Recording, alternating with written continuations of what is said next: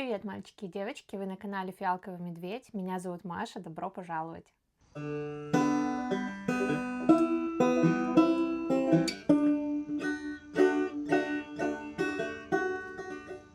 Итак, я вяжу уже более 20 лет, и в моем хобби были разные периоды.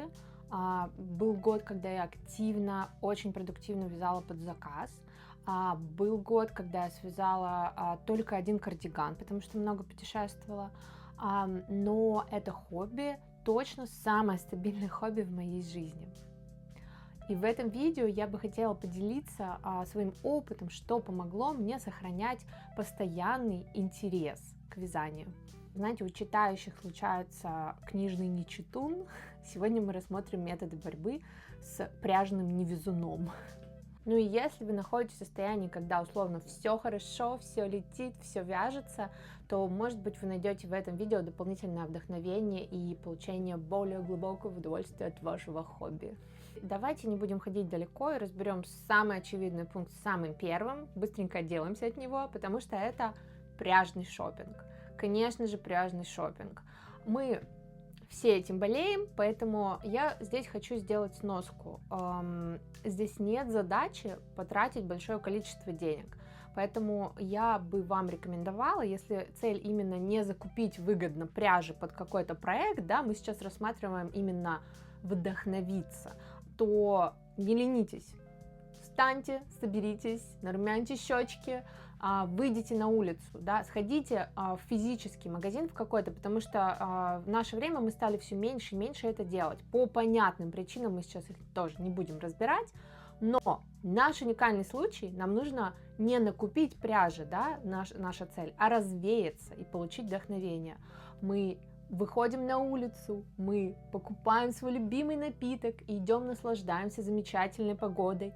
Если погода не замечательна, мы находим тем, что мы можем в ней насладиться. И мы идем в самый классный магазин пряжи в нашем городе, либо в тот, в котором мы не были, если есть такая возможность. Я заранее извиняюсь, если у вас такой возможности нет, кто-то живет в небольших городах, деревеньках, да, где нету магазинов пряжи. В моем маленьком городе магазина пряжи нет. Здесь буквально это как мини такое комьюнити. Здесь маленький магазин продуктов и все. То есть мне до ближайшего магазина пряжи нужно ехать часик. Поэтому я понимаю вас, я на вашей стороне, если что. Но ничего страшного, для вдохновения можно. Собираемся, организуем себе самый классный, приятный день. Приходим в магазин пряжи, жмакаем все, разговариваем обязательно с продавцами. Да, с раздражающими продавцами разговариваем, потому что, знаете почему? Потому что эти продавцы в большинстве своем вязальщицы, которые одержимы своими проектами, которые классно вам расскажут, и вы можете там тоже почерпнуть вдохновение. И, конечно, мы выходим из магазина с хрустящим пакетом какой-то пряжи. Не обязательно должно быть ее много, может быть, это какой-то один заветный классный моток, который вам вот просто улыбнулся и приглянулся, и на ощупь был просто прекрасен. И вуаля, мы, конечно, приходим домой, и нам не терпится начать вязать из этого. Фух, разделались с первым пунктом, пролетели вы быстренько, не ругайте меня, пожалуйста, я понимаю, что пряжный шопинг это самое очевидное, что может быть, и чаще всего это проблема, чем ее решение, но иногда мне это очень помогает, когда я прихожу в какой-то классный, аутентичный, интересный пряжный магазин и приятно провожу время, и я выхожу просто окрыленная именно на вязание. Итак, переходим ко второму пункту, и это у нас пряжное планирование. Здесь мы разбираем проблему, когда вы не знаете, что вязать. Я захожу в абсолютно известный сайт под названием Pinterest. Я захожу туда и устраиваю себе девичник. Вы можете, опять же, налить себе бокальчик вина, найти какой-то классный, уютный угол в комнате, сесть в свое любимое кресло и просто отгородиться от всего. Я надеюсь, у вас есть такая возможность, и при любом раскладе, я вам говорю как человек с маленькой лялькой, такая возможность должна быть, чтобы не сойти с ума. Так вот, найдите себе какой-то угол и вместо бездумного скролла по рилсам, да, по интернету, проведите это время плодотворно в Pinterest. Что мы делаем? Мы находим наш классный, уникальный, работающий для нас запрос. То есть, как обычно мы ищем идеи, мы вводим туда что-то вроде вязание, летние тренды 2025, да, ну что-то такое. Это понятно, это тоже хорошо. Я вам хочу просто дать маленький трик, который может раскрыть вам новые какие-то идеи, модели. Введите в запрос слово эмоцию. То есть, например, летнее вязание нежность. Либо я очень люблю в запрос вставлять локацию. То есть, например, избегать слова летнее, а ввести что-то вроде вязание, океан, тренды. И у вас выйдут люди, которые носят вязаную одежду, скорее всего, да, у океана, что, по сути, будет, скорее всего, тоже являться летней одеждой. Нам не нужно слово летнее, но, возможно, это будет не настолько заезженные базовые модели, которые все уже на Pinterest видели. Мы создаем папку и сохраняем туда все, что просто неровно лежит. Вот все, на что у вас зацепился глаз, сохраняйте туда абсолютно все. Не думайте, как вы это будете вязать, чем это вязать, какими материалами. Просто сохраняйте туда все. Это у нас идет brainstorming, да? Собираем все идеи. После этого, когда уже, это может быть другое время, даже, наверное, лучше, если вы пили до этого бокальчик вина, то уже свежим взглядом проходите эту папку и отсеиваете уже критическим, аналитическим взглядом то, что вы, соответственно, вязать не сможете, либо, я не знаю, вам не хочется, либо вы уже начинаете приценивать к вашей фигуре это вязание, либо, ну, какая-то у вас происходит аналитика, отсев, да. И оставшиеся модели, которые у вас останутся уже после вот этого сухого аналитического просчета, но я вас умоляю, не включайте его сначала, не собирайте ваши идеи из сухого аналитика, да, взгляда. Включайте его тогда, когда уже у вас есть большая выборка того, что вам нравится. И, соответственно, все, у нас есть план действий. Продвигаемся дальше. И третий пункт у нас выхода из такой вязальной депрессии, простите меня за это слово, это встречи с единомышленниками.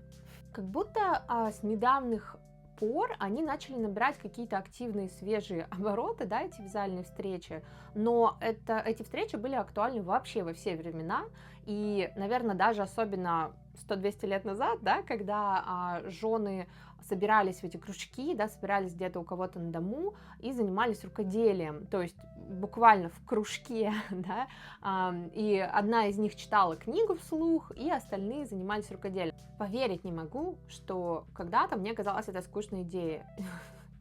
Я бы сейчас точно бы пошла на что-то такое, это звучит максимально интересно. Ну, а, собственно, то, что раньше читалась книга вслух, да, сейчас это просто аудиокнига. По сути, я сейчас сама себе организовываю такие вечера, только сама с собой. Обязательно посмотрите, если там, где вы живете, такого рода встречи, и попробуйте сходить. Я немножко ухожу в позиции совета для интровертов, потому что мне хочется сказать, вытащите себя, да, может быть, вы ярый экстраверт, потому что, ну, я интроверт, мне иногда сложно вытащить себя на такие вещи. Сделайте это круто, это даст вам в любом случае какой-то новый глоток, да, виток. Плюс там у вас есть шанс найти новых друзей, а энергетика творческих людей вам просто не оставит шанса остаться в этом невезуне. Итак, мы переходим к четвертому пункту, а это у нас попробовать новые инструменты. Здесь не идет речь, пожалуйста, остановитесь, не надо покупать этот самый большой дорогой набор Чиагу. Наша задача здесь испытать новые тактильные ощущения. Самое очевидное и базовое, что вы можете сделать, если вы долгое время вязали на металле, попробуйте, закажите себе что-то текстурированное деревянное. Если вы привыкли текстурированное деревянное, закажите себе вот Чиагу, самый гладкий, да, какой-то такой скользящий холодный металл. Попробуйте разные тактильные штучки.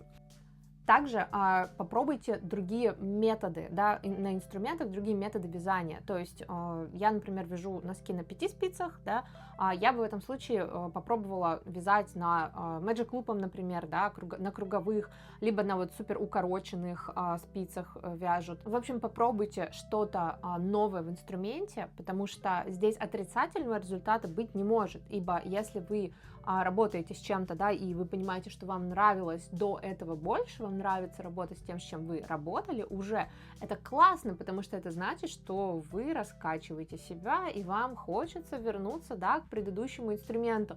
Но главное здесь, вам хочется вернуться и вязать. Следующий пункт. Продолжаем раскачиваться, да. Следующий пункт у нас: свяжите свое вязальное табу. Здесь, собственно, моя история с носками, да, как я всегда боялась их вязать, начала, и вуаля, вообще все понеслось просто, я блог начала даже с этого, вот. Но, например, вы привыкли вязать классические свитеры, ну, к примеру, я фантазирую, да, свяжите яркое весенне-летнее пончо, вот просто свяжите что-нибудь яркое, вырви глаз. Либо вы привыкли вязать из толстой пряжи, да, возьмитесь за игрушки амигуруми, я не знаю, за что-то маленькое, за аппетит какой-то, да, аппетитный. Подумайте, каким проектом вы бы могли удивить сами себя, и при этом это было бы интересно, и вы бы им могли гордиться. Что я здесь пытаюсь донести? Не обязательно ходить проторенными тропами, да, в которых вы уже, несомненно, прекрасны. Возьмите что-то, в чем вы будете новичком, где вы будете учиться, и что вам даст вот это вот новое, свежий глоток, да, и может, опять же, вас заново увлечь вязанием. Итак, мы удивили себя, но ничего не помогло.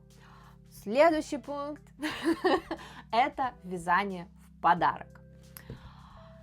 Так, закрываем глаза и представляем себе мысленно того самого счастливчика, который достоин нашего вязального подарка. И да, это можете быть вы, но только если в случае, если вы привыкли вязать для других. Есть такие сапожники без сапог среди нас, вяжут для других, у самих вязаных своих изделий нет. В таком случае это вы, ребята, это вы, это ваш час. Вяжите для себя что-то. Я не знаю, как у вас, но когда я вяжу для кого-то, мне вязать вот еще более интересно. У меня работа идет спорно, потому что ты уже вот в этом моменте, да, ты себе его представил, как ты будешь дарить эту вещь и как, возможно, человек отреагирует. Тут, пожалуйста, не увлекайтесь, потому что реальная картина может разочаровать, у всех разные, ну вот процесс получения подарка, кто-то смущается, кто-то максимально скуп на эмоции, но поверьте, это всегда приятно получить подарок, сделанный вручную. Вот, поэтому вы вяжете, вы сфокусированы на вот этом вот моменте, как вы будете дарить, да, как здорово, как приятно будет человеку, как он это будет носить, и вы, конечно, хотите это закончить быстрее, у вас есть цель, вы целеустремлены, да, вот в этом проекте, и это круто. К примеру, вы заметили, что у человека какой-то безумно красивый, пронизывающий цвет глаз, там, да, я не знаю, и вы решили связать ему какой-то шарф, который подчеркивает этот прекрасный цвет глаз, например, да, либо вам человек сказал, что он не может подобрать себе обувь, там, скажем, да, у него она протирается вся быстро, и, соответственно, вы можете сделать вывод, что у него какая-то нестандартная, там, да, стопа, и свяжите ему, там, не знаю, укрепленные носочки. Зажгите себя каким-то индивидуальным подходом, да, к этому подарку, и в этом будет вот просто победа вдохновения. Наконец-то мы добрались до самого моего любимого пункта, и да, это не пряжный шопинг, я сама удивлена, но это у нас челлендж или квест. Все, кто меня знает, хоть немножко, знают, что я обожаю, я постоянно живу в челленджах и небольших квестах, даже больше, наверное, квестах, чем челленджах, потому что челлендж, он больше, ну, как бы заточен победить себя, да, что-то, я не очень люблю вот это через палку вещи, поэтому у меня квесты, какие-то интересные, фантазийные идеи, которые я реализовываю. И вот сейчас, например, да, я живу вот в этом вот квесте носочковом, Я себе его придумала после того, как связала первую пару. И ладно, давайте расскажу.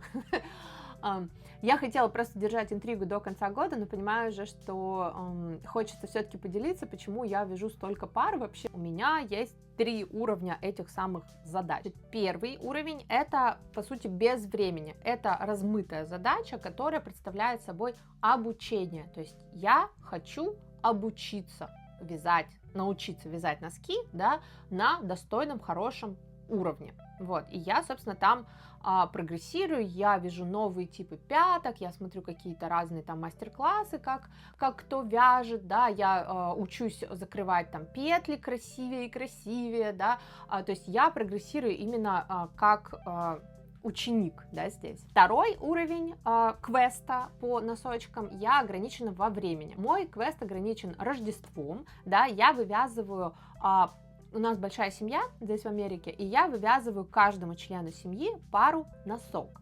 Соответственно, я хочу в Рождество взять такую большую корзину, скидать туда все носочки. На одном носочке я хочу сделать одну букву, да, инициал первого имени, ну да, first name я вам перевожу, простите, первую букву от имени. Вот, только на одном носочке я хочу это сделать. И, соответственно, они все будут в куче, и я просто эту корзину большую поставлю, когда будут открывать подарки, раздавать, да, и будет такая мини-игра, там, да, найди, ну, не то чтобы игра, но, типа, просто найди свою пару, это будет интерактивно, и в моей голове это будет интересно. Американцы очень любят дарить носочки на Рождество. Я получаю по 3 пары стабильно каждое Рождество. Квест босс по носкам мой — это принять участие в ярмарке. Когда у меня скопится достаточное количество носок, там, да, хотя бы, например, пар 20, да, и это помимо уже тех 17 пар, которые мне нужно связать на Рождество, вы понимаете, объем работы большой, мы прекрасно проведем этот день на солнышке, на ярмарке. Итак, я вам привела пример своих челленджей, квестов. Подумайте, чем бы вы могли себя зачелленджить по вязанию. Напишите хотя бы 3 квеста, и один из них пусть будет ограничен по времени. Пропишите себе те самые вот награды, наградную систему, да, которая будет вас торкать, да, извините. Но как бы мне лично не нужно. Мне выполнение квеста — это уже вот кайф. То есть я создаю себе такие квесты, которые у меня в голове звучат как уже награда себе. Вот как дарить носочки на Рождество, для меня награда — это вот само событие, да, сама реакция всей моей семьи. Ярмарка, я уже, видите, я вам ее описала, как я планирую этот прекрасный день. Это уже награда. Поэтому самое классное, если у вас ваш квест, его реализация будет работать как награда для вас. Следующий пункт, который может быть неочевидным, это введите комплиментное занятие к вашему вязанию. Смотрите, когда мы вяжем, особенно простые вещи, у нас задействована только механическая, да, работа, ну, руки, в принципе. Мысли у нас ходят ходуном, и мне, например, не хватает этого как стопроцентного занятия себя. То есть я 99% случаев, когда я вяжу, 1% это когда это что-то сложное я вяжу, но это обычно в этом 1% я смотрю, собственно, какое-то видео на ютубе, которое объясняет, что у меня не получается, да, но в 99% случаев я слушаю аудиокнигу, либо с мужем смотрю сериал какой-то, фильм, да, либо я на каком-то ивенте где-то что-то, ну, там, с друзьями общаюсь, и, в общем, я где-то, я никогда не просто в тишине на табуретке сижу и вяжу, да, я вяжу в удовольствие. Для меня залог все-таки успеха вязания — это испытывание хороших эмоций, да, пока вы это все делаете. Соответственно, комфортное место вязания, комфортная компания, если она есть, да, комфортное что-то интересное, какое-то сопровождение, да, вот, как я говорю, аудиокнига, фильм и так далее. Знаете, я просто была воспитана в основном по вязанию бабушкой, да, и она, я помню, говорила, если, то есть, вяжешь, да, если начинаешь злиться, спицы в сторону. На негативных эмоциях ничего не надо создавать. И у меня прям это хорошо отложилось. Я никогда не бешусь, не злюсь, и я очень спокойно распускаю вещи. Меня, вот спасибо бабушке, да, она меня здесь очень хорошо воспитала в вязальном плане. Я совершенно вязание — это счастье, умиротворение, спокойствие, релакс. Это никогда не психи, нервы. Вот это все вам не даст никакого нормального творческого настроя. Ну, по крайней мере, из моего опыта, да, я не представляю себе, чтобы я психовала люто над какой-то там кофточкой. Да я пойду ее просто и куплю, да. Окружаем себя хорошей аурой, пока вяжем и внутри, и внешне, да. Нам и комфортно, и интересно, и у нас вязание идет дальше. Следующий пункт: как увлечь дополнительно себя вязанием, это завести блог на любой платформе. Что я и сделала, да? Блог вам, безусловно, позволит более глубоко уйти в это хобби. Точно, ну вот никуда не денетесь, вы найдете здесь квесты, челленджи, да, какие-то себе самостоятельно задания, потому что нужно делать контент, вы будете думать уже наперед, что будет интересно вашим подписчикам, что вы свяжете, покажете и так далее. Это комплементарное такое, да, занятие, хобби, и это действительно интересно. Заведите блог для себя, да, из желания поделиться, не из желания стать там каким-то блогером известным, а просто из желания: вот моя энергия,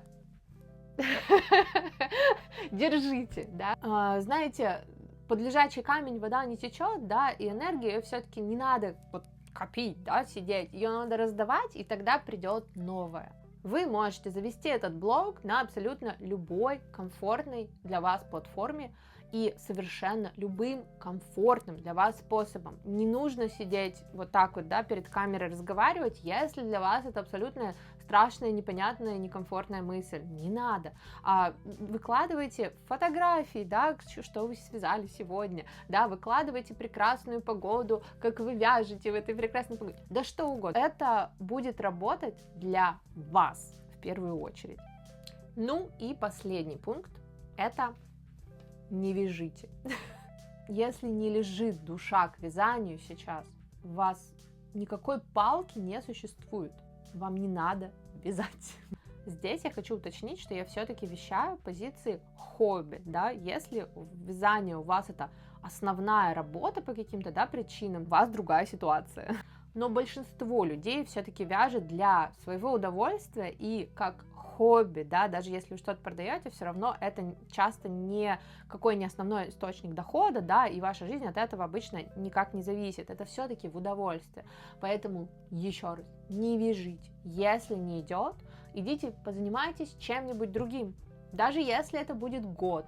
И что самое главное, вы все еще вязальщица. Даже если вы год потратили не без вязания, если вы связали, как я, в тот свой год один кардиган, то вы все еще вязальщица. Никто с вас с этого вот этого нимба вязальщика никто не снимает. Все хорошо. Вы можете себе это позволить. Не надо навязывать себе то, к чему не лежит душа прямо сейчас. У вас может быть период, когда вы просто покупаете пряжу, к примеру, или вообще не покупаете пряжу, не ходите в пряжные магазины, да и убрали ее вообще со всех полок, вы ее не видите и смотреть на нее не хотите. Давайте я буду... Если вам нужен тот человек, который скажет, что это окей, это окей. Итак, это была моя база, да, по которой я прохожусь, если у меня какой-то просит, да, существует в настроении вязать. Чтобы подобрать вам свою собственную базу, пройдитесь по своим болям, потому что у всех они на самом деле, ну, свои собственные, да. Просто попробуйте дать себе здесь движение в этом хобби, и оно для вас точно заиграет новыми гранями. А вообще я больше чем уверена, что у вас есть свои какие-то ключики, да, свои способы, как бороться с невезуном. Я вас очень прошу, поделитесь в комментариях, что работает для вас, потому что это будет полезно и мне, и вообще людям, которые смотрят и читают комментарии. Спасибо вам большое за просмотр. Я надеюсь, что-нибудь было полезно. Всего вам хорошего.